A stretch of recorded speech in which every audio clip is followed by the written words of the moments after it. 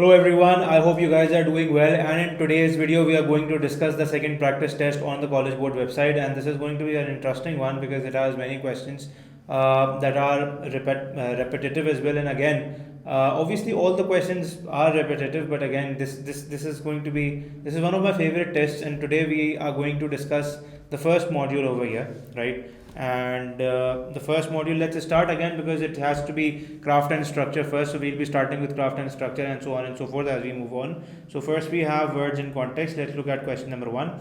It says, as Mexico's first president from an indigenous community, Benito Juarez became one of the most blank figures. We don't know what type of figure he became in his country's history. Among the many significant accomplishments of his long tenure in office, 1858, 1872, Juarez consolidated the authority of the national government and advanced the rights of indigenous people. So if you understand, he was something significant. He did something significant, right? So he has to be an important person. He has to be an important personality. That is what we have to figure out, right? So if you look at the first option, it says unpredictable. No, it was not unpredictable. It was not secretive, and it cannot be ordinary. It has to be what? It has to be an important personality, because he has done so many significant works. He has to be an important personality. So option B will be your answer. Moving on to question number 2. Question number 2 says that due to their often strange images, highly experimental syntax, and opaque subject matter, many of John Ashbery's poems can be quite difficult to blank and thus are object to heated debate among scholars. So obviously, if they are difficult and if they have experimental context, then we can understand that they would be difficult to interpret them. It would be difficult to understand them. The word that you should have should be somewhere around the lines of understand, right? So it cannot be delegate, it cannot be compose, and it cannot be renounce. It has to be what? It has to be interpret. So it was difficult to interpret. That option B over here will be the best answer. Let's move on. Question number 3. The Cambrian explosion gets its name from the sudden appearance and rapid diversification of animal remains in the fossil record about 541 million years ago. During the Cambrian period, some scientists argued that this blank change in the fossil record might be because of a shift in many organisms or to body types that were more likely to be preserved. Now, if you try to understand what they're trying to say is that this change, now what type of a change it was? It was sudden and it was rapid. So these are the two words that we have to look forward to when we are looking for the answer to this question. So it has to be, it cannot be catastrophic, it cannot be elusive, and it cannot be imminent. It has to be abrupt. So abrupt is something that is sudden. Abrupt is something that happens rapidly. So that is the word that is the closest in the context to it. So the best answer here will be option C. So let's move on to the next question. Now we have question number 4. It says, during a 2014 archaeological dig in Spain, Vincent Lull and his team uncovered the skeleton of a woman from El Alga, an early Bronze Age society, buried with valuable objects signaling a high position of power. This finding may persuade researchers who have argued that Bronze Age societies were ruled by men to blank that women may also have held leadership roles. So obviously, if the men considered that only men had power, so finding a skeleton that was in power and of women, so they would try to reconsider what they thought. So this blank should have something that would mean to reconsider, right? So it cannot be waive, obviously. It cannot be to refute, it cannot be to require, it can be to concede. So they were conceding what? They were conceding their argument. So conceding their argument means that they should be reconsidering what actual scenario was, because they found a skeleton of a woman. Now moving on to the next question. Within baleen whale species, some individuals develop an accessory spleen, a seemingly functionless formation of a splentic tissue outside the normal spleen. Given the formation's greater prevalence among whales known to make deeper dives, some researchers hypothesize that its role isn't blank. Rather, the accessory spleen may actively support diving mechanisms, right? So if you try to understand this over here, given that formation's greater prevalence among the whales known to make deeper dyes, some researchers hypothesize that its role isn't black. Rather, the accessory spleen may have actively supporting. So if it was actively supporting and you have a rather over here, you need something that is the opposite of active. So it has to be something that is dormant, something that was stopping it, something that was lagging. So it cannot be replicable, it cannot be predetermined, it cannot be operative. It has to be latent. Latent is what? Latent is something that is dormant, right? So the best answer for this question has to be option D. Moving on, if you look at question number 6, it says, according to the US tax policy expert, state taxes are blank other factors when considering an interstate move. Even significant differences in state taxation have almost no effect on most people's decision, while differences in employment opportunities, housing availability, and climate are strong influences. So you have to understand what's going on, because the state taxes are, there are so many other things, there are so many significant differences, so they become basically, they are hidden. You need a word that means hidden. So it cannot be consistent with, it cannot be representative of, and it cannot be irrelevant to. It has to be overshadowed by. So they are overshadowed by.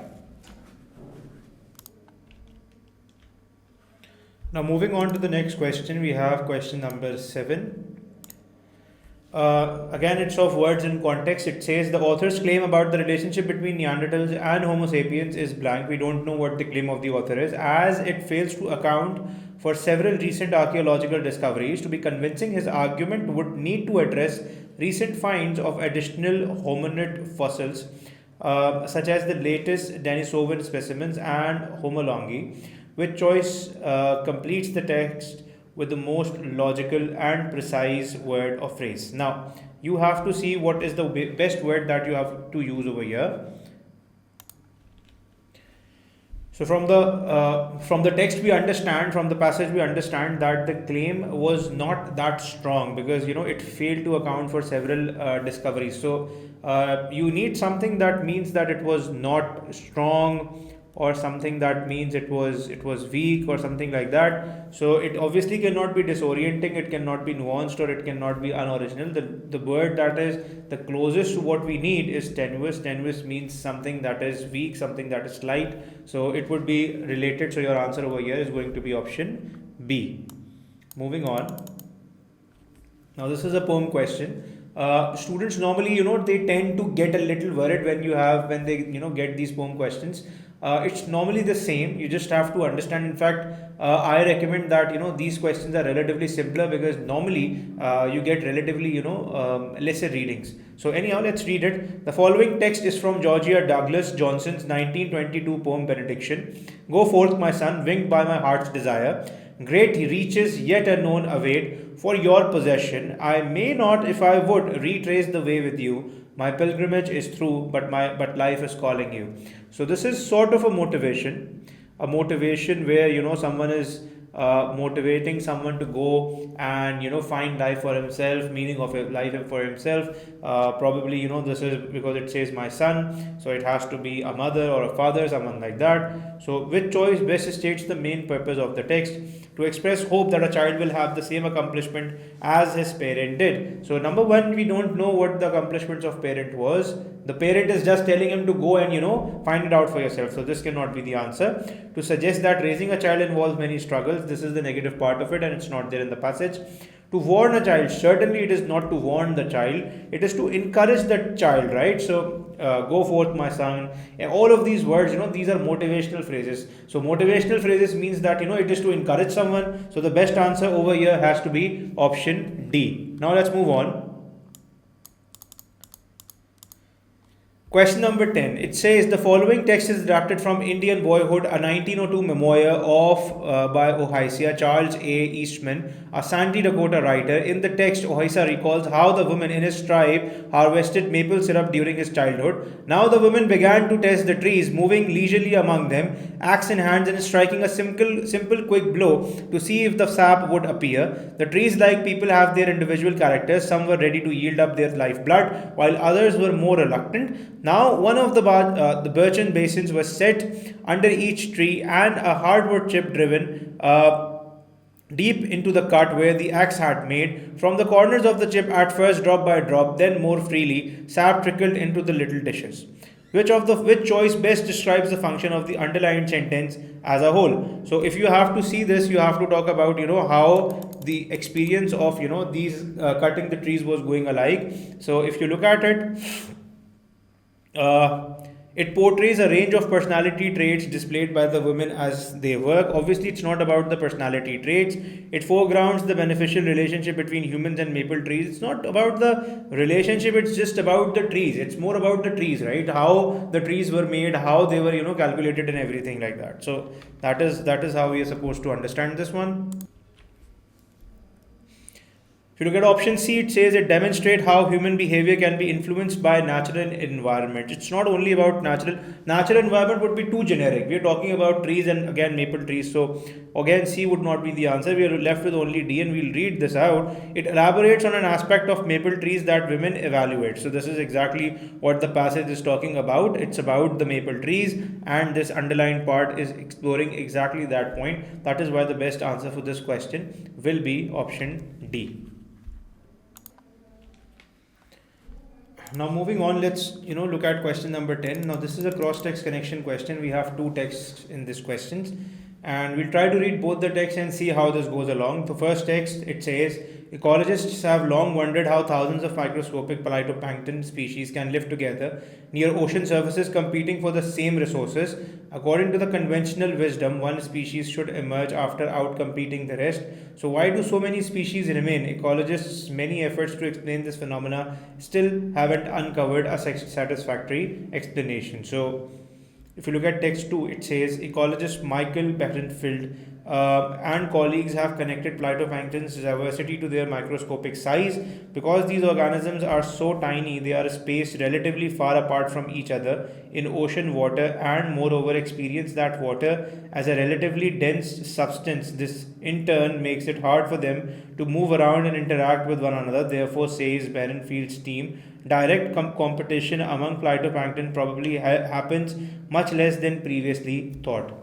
Now, if you look at the question, it says, based on the texts, how would Berenfield and colleagues text 2 most likely respond to the conventional wisdom discussed in text 1? So obviously when you talk about the conventional wisdom, they would say that it is a misconception because they think that there is no competition between them. So if you look at it, if you look at option A, it says by arguing that it is based on misconception about phytoplankton species competing with one another. So this likely is the answer and option A in this case will be the answer. Moving on.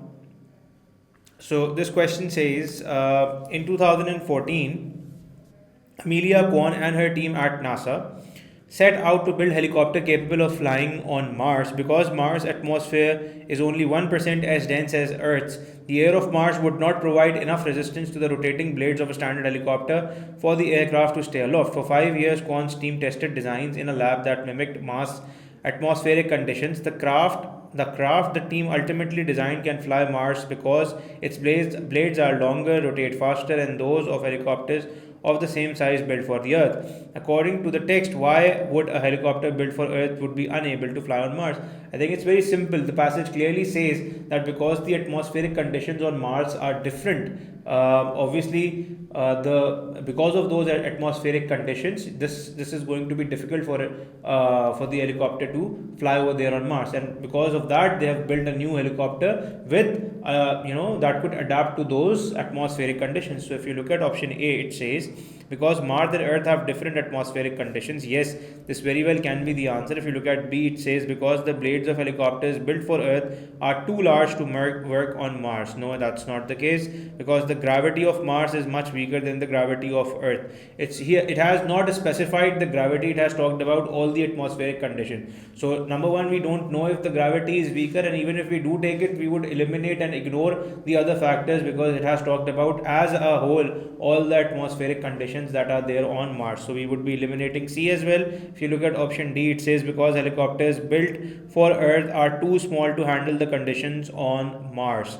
So this is again one of the things, but again it's not about the size, it's about it's about the atmospheric. The reason that they have posed is the atmospheric conditions on Mars. So obviously this won't be the answer as well if you look at option A, because Mars and Earth have different atmospheric conditions. So this will be the best answer over here.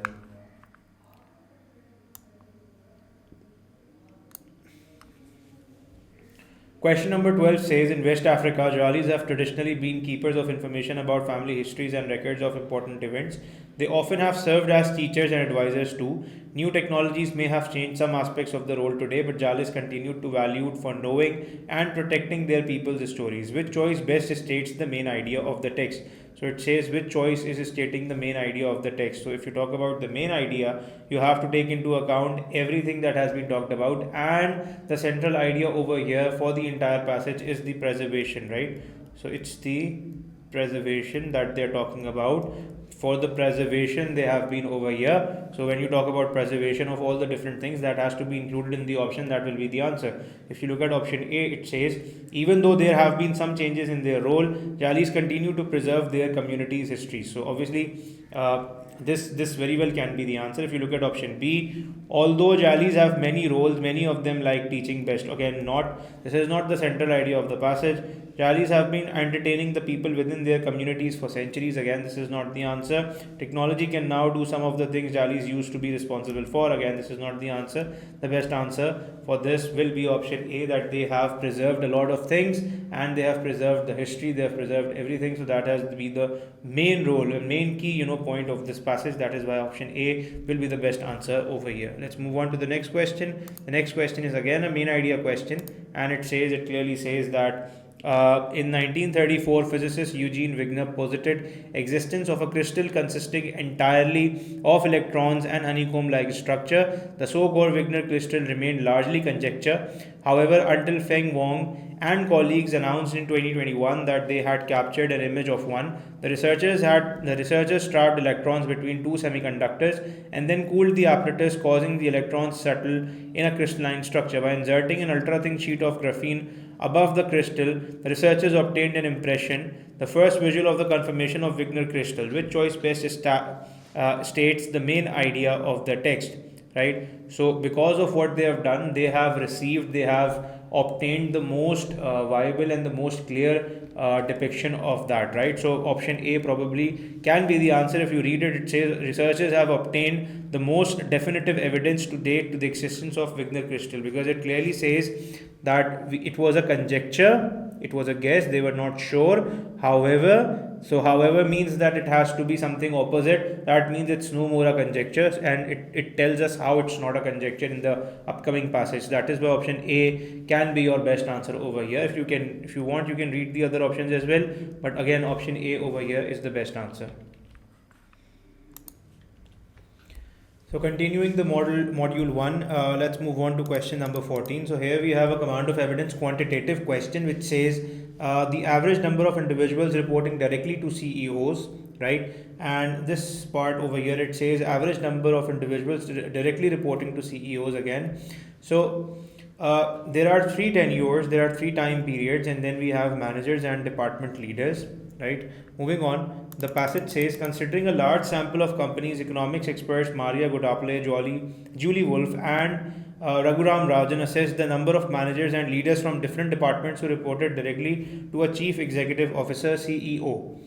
According to the researchers, the findings suggest that across the years analyzed, there was a growing interest among CEOs in connecting with more departments in their companies. So the passage tells us that the CEOs were more willing to connect with more departments and more leaders throughout their companies. So that would mean that interaction with the CEOs should have increased over time. So let's move on. And let's look for an option that says so and is in line. And if you look at the graph, obviously over here, there is an increase. The department leaders in 1995, it's around 3.5, then it has gone up to 4, and then it has gone up to around 6.5 or 7 in 2008. So it is increasing. We can see that the graph is increasing. So which choice best describes the data from the graph that supports the researcher's conclusion? If you look at option A, it says the average number of managers and department leaders reporting directly to their CEO didn't fluctuate from 991 period to, so that's not right. It has been fluctuating. The average number of managers reporting directly to their CEO was the highest in 1996-2001 period. Again, it's not correct. The average number of department leaders reporting directly to their CEO was greater than the average number of managers reporting directly to their CEO in each of the 3 periods studied. Again, there is no proportion like that. The difference has been varying. So this won't be the answer as well. The average number of department leaders reporting directly to their CEO rose over 3 different periods studied. That is correct. If you look at the department leaders that have been studied in the 3 periods, this has considerably increased, and there's nothing wrong about it. That is why the best answer for this question has to be option D. Now let's move on to question number 15. It says that when digging for clams, their primary food, sea otters damage the roots of eelgrass plants growing on the seafloor. Near Vancouver Island in Canada, the otter population is large and well established, yet the eelgrass meadows are healthier than those found elsewhere off Canada's coast. To explain this, conservation scientist Erin Foster and colleagues compared the Vancouver Island meadows to meadows where otters are absent or were reintroduced only recently. Finding that the Vancouver Island meadows have a more diverse gene pool than the others do, Foster hypothesized that damage to eelgrass roots increases the plant's rate of sexual production. This in turn boosts genetic diversity, which benefits the meadow's overall health. So if there is a damage, that will increase the overall health. That is what somewhat it is talking about. So let's look at the options now. It says that at some sites in the study, the eelgrass meadows are found near otter population that are small and only have been reintroduced. So can we find this in the passage? Obviously not. So this obviously cannot be the answer. If you look at option B, it says at several sites not included in the study, there are large well-established sea otter population but no eelgrass meadows. Again, this is not related. If you look at option C, it says at several sites not included in the study, eelgrass meadows health correlates negatively with the length of residence and size of otter population, right? So this is what it has said, that the health is negatively correlated. So if there is a damage to eelgrass roots, the plant's rate would it would go the other way around. So the best answer over here will be option C. Moving on. Scholars have noted, question number 16, scholars have noted that F. Scott Fitzgerald's writing were likely influenced in part by his marriage to Zelda Fitzgerald, but many don't recognize Zelda as a writer in her own right. Indeed, Zelda authored several works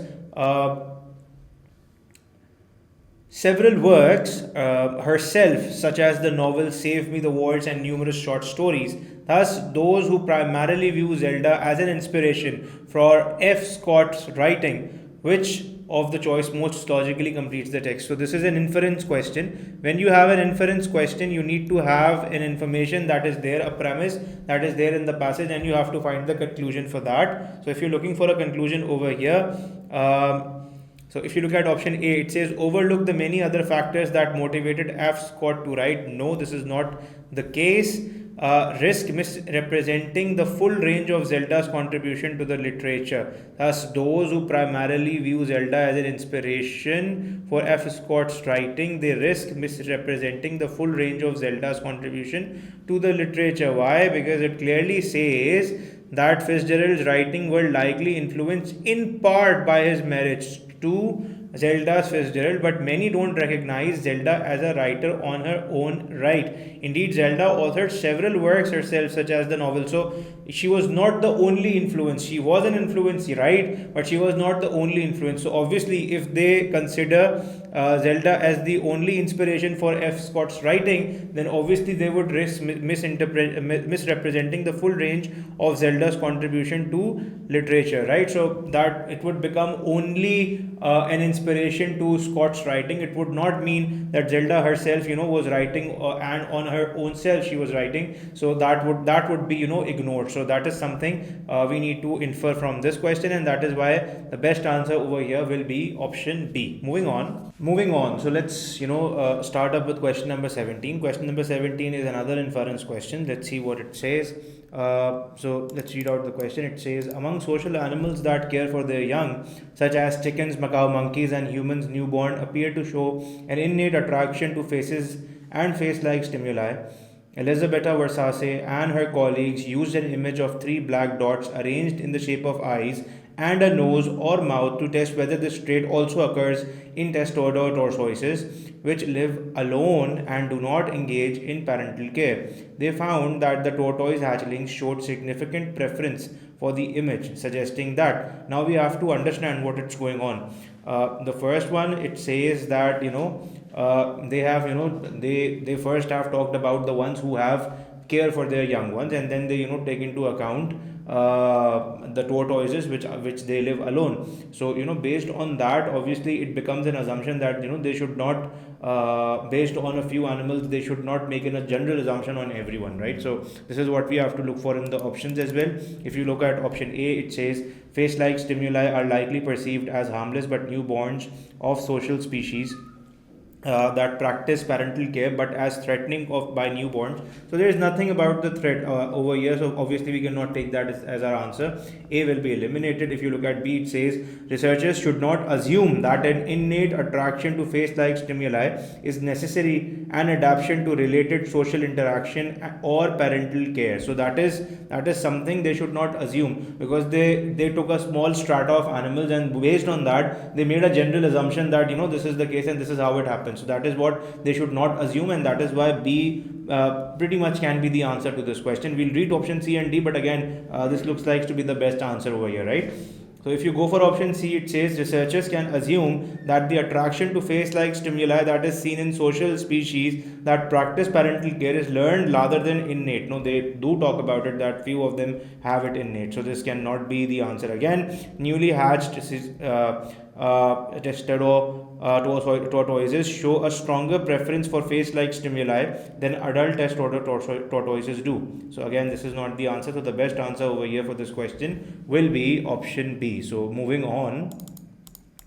Now, if you look at question number 18, it says compiled in the late 1500s, largely through the efforts of indigenous scribes, 𝐶𝐸 mexicanus is the most important collection of poetry in classical Nahuatl, the principal language of Aztec Empire. The poems portray Aztec society before the occupation of the empire by the army of Spain, and marginal notes in 𝐶𝐸 mexicanus indicate that much of the collection's content predates the initial invasion. Nonetheless, some of the poems contain inarguable references to the beliefs and customs common in Spain during the era. Thus, some scholars have concluded that. So, what they're saying is that most of it that was found, that was predated, that was before the invasion, but some of it was after the invasion as well. So that is what the authors should conclude as well. So if you look at the options, the first option says, while its content largely predates the invasion, 𝐶𝐸 mexicanus also contains additions made after the invasion. So this is exactly what the passage is talking about, that some of it or majority of it has been, before the invasion, but again some of it is after the invasion as well. So A is most likely to be the answer. If you read option B, although those who compiled 𝐶𝐸 mexicanus were fluent in Nahuatl, they had limited knowledge of Spanish language. It's not about that. It's about the preservation, the time of preservation. C is also not talking about it. D is not talking about it as well. It's only option A that is talking about the time when it was preserved, and that is what the passage is also talking about. That is why the best answer over here obviously has to be option A. Moving on. Now, if you look at question number 19, it says in a study of cognitive abilities of white-faced capuchin monkeys, researchers neglected to control for the physical difficulty of the task that they used to evaluate the monkeys. The cognitive abilities of the monkeys given problems requiring little dexterity, such as sliding a panel to retrieve food, were judged by the same criteria as were those of monkeys given physically demanding problems such as unscrewing a bottle and inserting a straw. The results of the study, therefore, the results of the study, obviously they cannot be fair, because one of them were given harder problems and some of them were given simpler problems. So obviously obviously they cannot be compared. So the results are not right. Could suggest that there are differences in cognitive ability among the monkeys, even though such differences may not actually exist, right? So obviously there is a possibility that a monkey who was given a harder problem, he might not be able to solve it, and the one with the simpler problem or the easier problem might be able to solve it. So that would determine that the monkey with the easier problem or the simpler problem was better. But however, if maybe both of them were given the similar set of problems, then they might have both solved it. So it looks like that there is a difference in the cognitive abilities, but in reality there is no difference. So yeah, so over here the best answer is going to be A. This is exactly what the passage talks about. You can read option B, C and D as well, but it's in option A what's there in the passage, right? So we can move on. So let's go on to question number 20.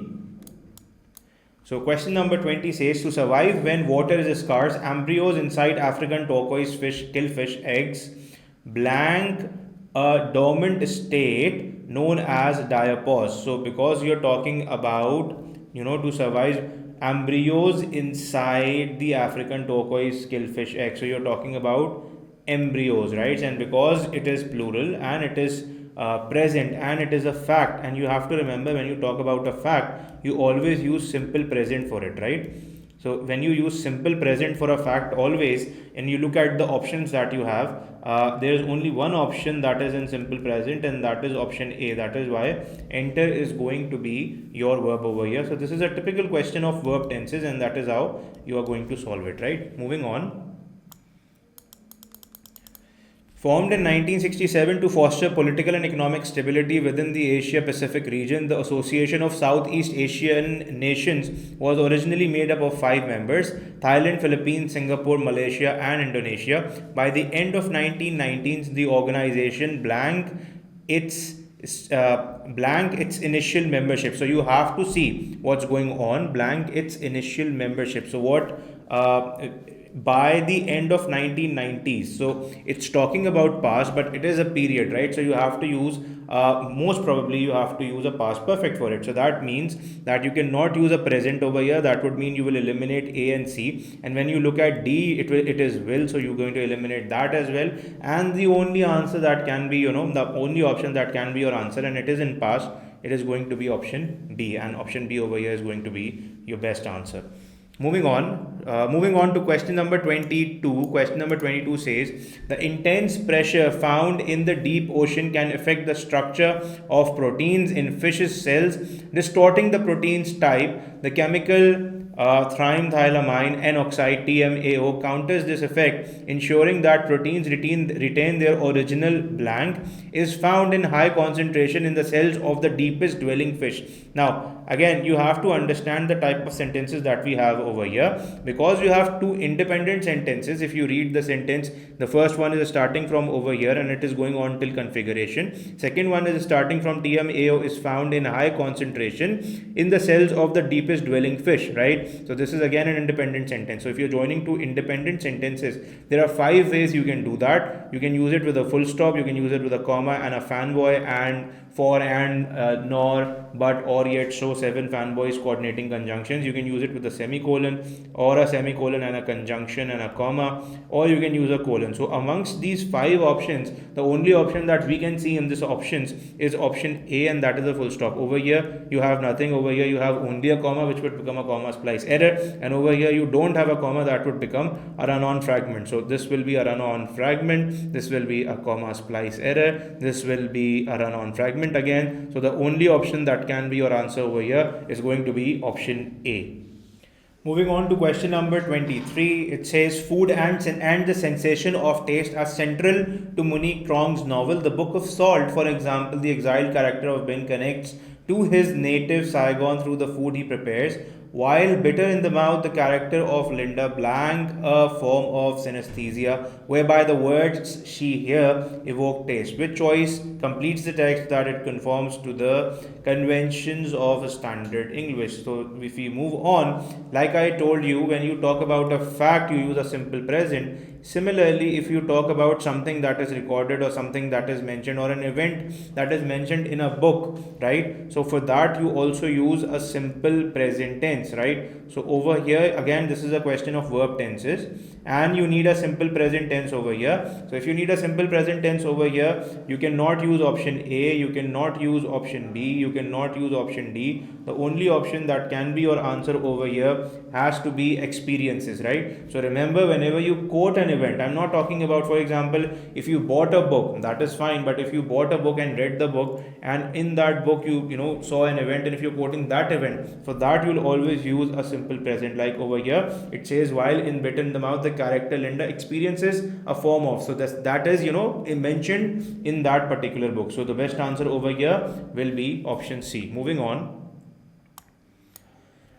Inventor John Friedman created a prototype of the first flexible straw by inserting a screw in a paper straw and using dental floss, binding the straw tightly around the screw's thread. When the floss and screw were removed, the resulting corrugation in the paper allowed the straw to bend easily over the edge of the glass. Now, if you look at it, it says screws threads, right? So the best answer over here has to have an apostrophe with the screw and no apostrophe with the thread, because the sentence is ending over there, right? So if you add an apostrophe with thread, you have to add a noun after that as well, which you don't have. So all the options with an apostrophe after the thread will be eliminated. So that means you're going to eliminate option A and D. Now you're left with option B and C. So if you're left with option B and C, you have two options. The first one is the one in which you have it as plural, and the second one is the one in which you have it as singular, right? So you have to see which one you have to choose, because it says it is, the sentence is talking about singular, one of it. That is why you're going to eliminate option B as well, and the best answer over here is going to be option C. So if it were plural, then you would have taken option B as your answer, right? So this is a typical question of possessives and plurals, right?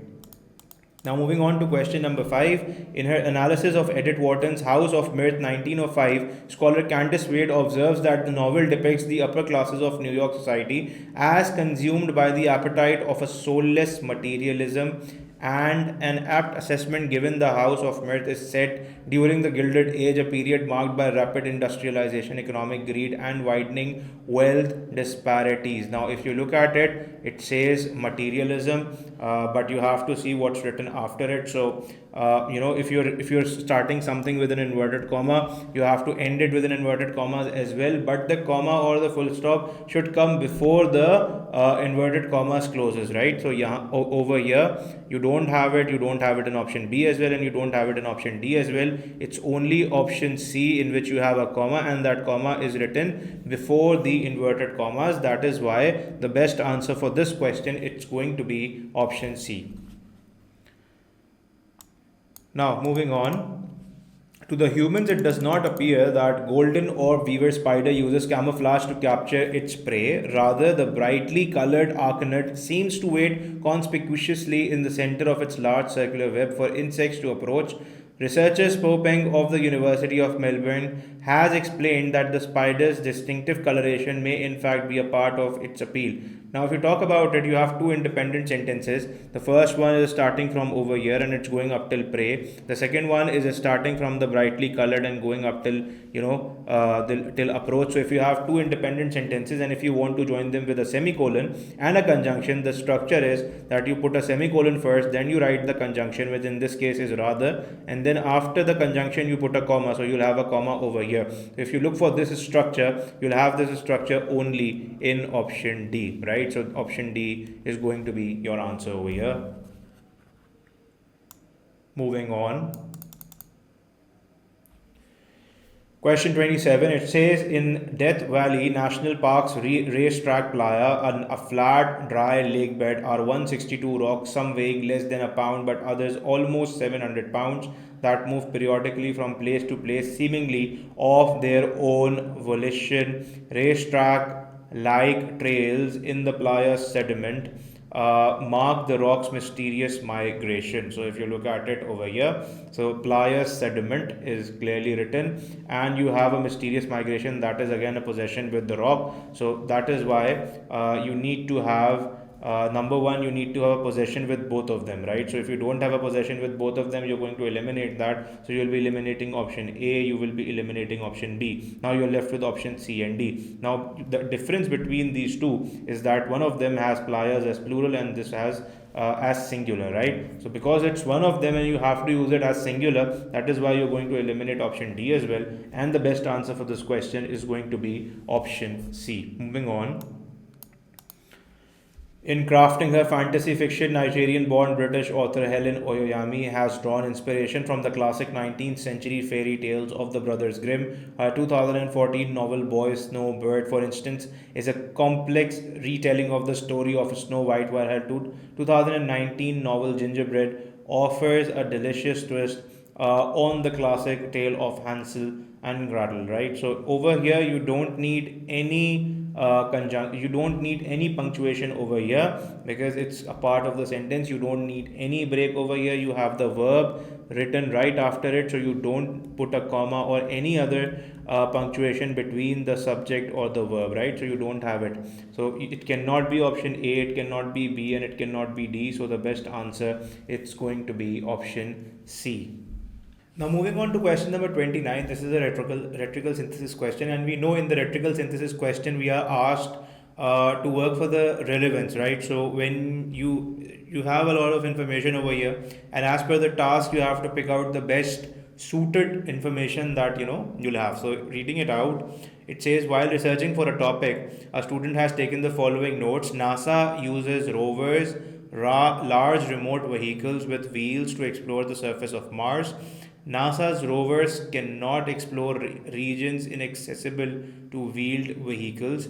Rovers are also heavy, making them difficult to land on planet's surface. Microprobes, robotic probes that weigh as little as 50 milligrams, could be deployed virtually anywhere on the surface of Mars. Microprobes have been proposed as an alternative to rovers.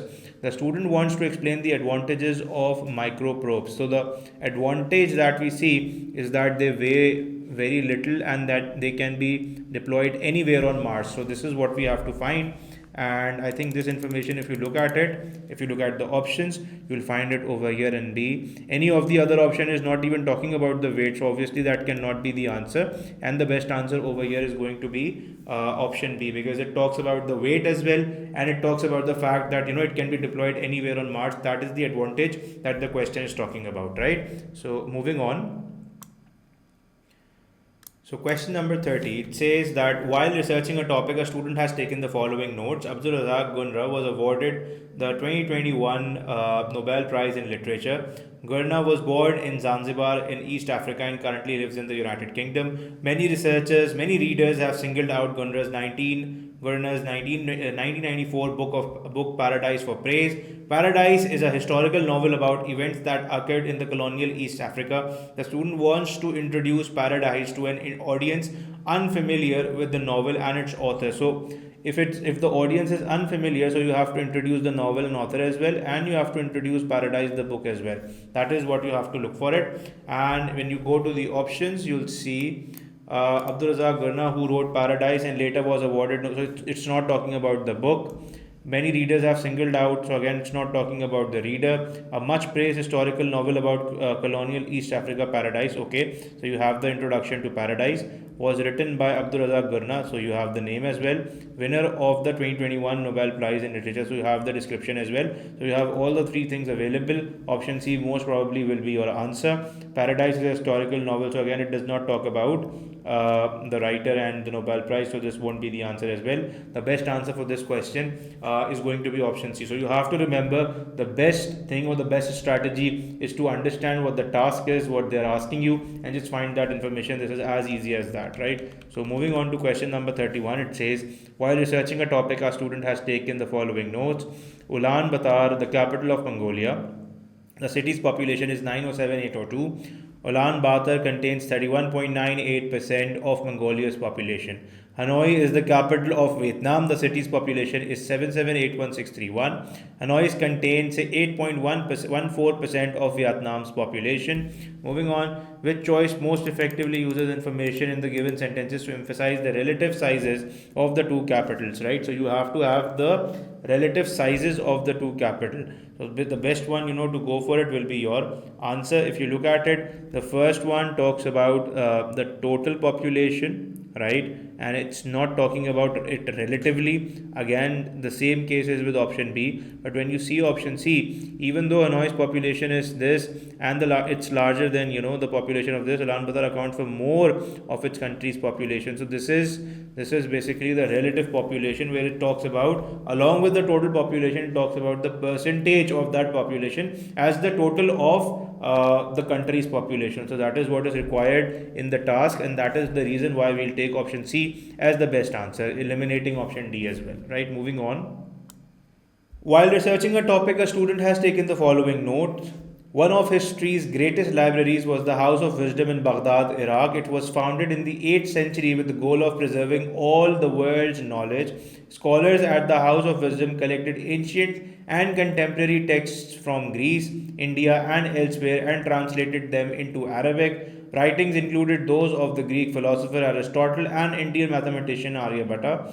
The House of Wisdom and Chinese paper-making technology to create paper versions to be studied and shared. So let's look at the task now. The student wants to explain how the House of Wisdom preserved the world's knowledge, right? So the technique of preservation is to be mentioned over here, and it talks about it. The scholars at the House of Wisdom collected this, and it's translated them into Arabic, and the writing included. So they translated into Arabic, and then they preserved them.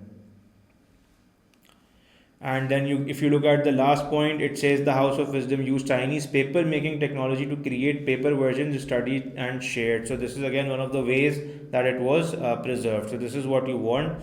The House of Wisdom was known for bringing together. We just need to know how it was preserved. Not again, it's not there in B, C. If you look at option D, the House of Wisdom collected writings from different countries and created paper versions in Arabic to be studied and shared. So these are the 2 points that I read before, and this is what you have in option D. That is why option D is going to be the best answer over here. Moving on to the last question of the test. It says, while researching a topic, the student has taken a following notes. British musicians John Lennon and Paul McCartney shared writing credit for numerous Beatles songs. Many Lennon-McCartney songs were actually written by either Lennon or McCartney, not by both. The exact authorship of specific parts of many Beatles songs, such as the verse "In My Life," is disputed. Mark Glickman, Jason Brown, and Rand Song used statistical methods to analyze the musical content of Beatles songs. They concluded that there is 18.9% probability that McCartney wrote the verse "In My Life," stating that the verse is consistent with Lennon's songwriting style. The student wants to make a generalization about the kind of a study conducted by Glickman, Brown, and Song. So they just want to talk about generally the study that they made. They obviously wanted to analyze the musical content of Beatles sound, and what they found was 18.9% of that. And they used obviously statistical methods for that. So you don't have it based on statistical analysis. This is talking about just the claim, it's not talking about the study, right? Option B is also again talking about the result. Option C is also talking about that. But if you look at option D, it says researchers have used statistical methods to address questions of authorship within the field of music, right? So they have used statistical methods to address the questions within the field of music. That is why the best answer over here is going to be option D. So this is again, we are done with the second test, module 1. We'll be back with more videos. If you have any problem, you can go through the video again and you can pose your questions on the comment section, and we'll be happy to reply you and help you with that. Thank you so much. We'll see you again in the next videos.